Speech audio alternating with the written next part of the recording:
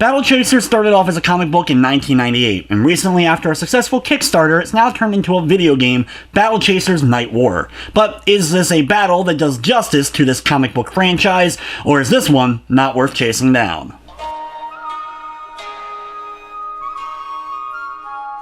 Battle Chasers Nightwar is a mix of dungeon crawling and turn-based RPG.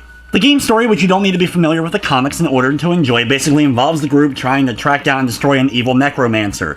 There's a bit more involved than that, but for the most part the story is just okay. The characters though, and their interactions and well-written dialogue ends up making the story be worth seeing through.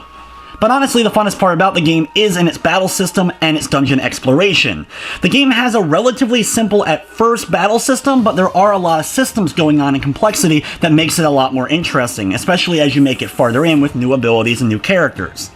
The game basically has two modes to it, the world map and then the dungeons themselves. On the world map, you're able to explore, get between the dungeons, visit towns, as well as a few other places that you'll need to travel to. There are battles, but you'll be able to see the enemies on the world map, so you know you're about to walk into a battle and what enemy you're going to be dealing with it during the course of it.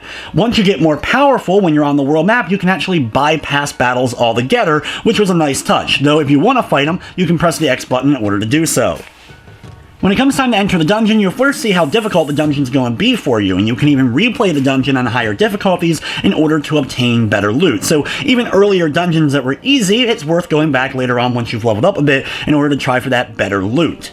You'll also have a little bit of random factor. Basically, the rooms, while they are the same designs and puzzles, they do have different entrances and exits, so it does make the dungeons a bit different each time you play them.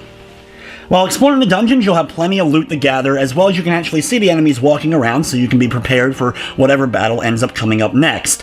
The dungeons themselves have some basic puzzle solving that you'll have to do from time to time, and basically explore a lot of times every nook and cranny in order to get certain items that you need or interact with certain characters to eventually progress to the end of the dungeon and the dungeon's boss.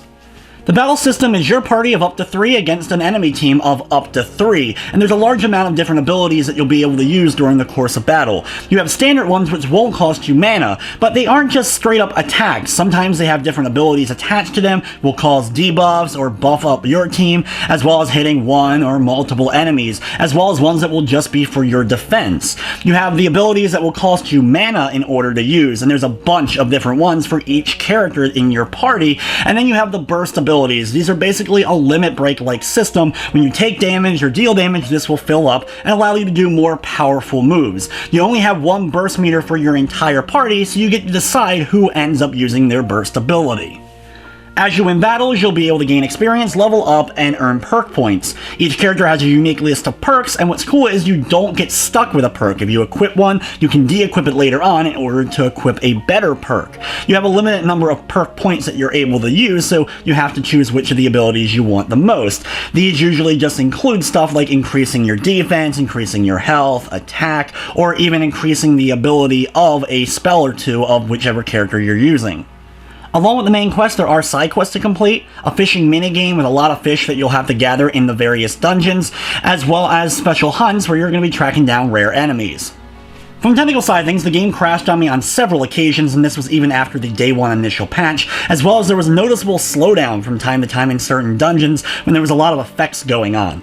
The game also does not have good load times going into dungeons, as well as certain battles ended up taking exceptionally long for them to finally load up.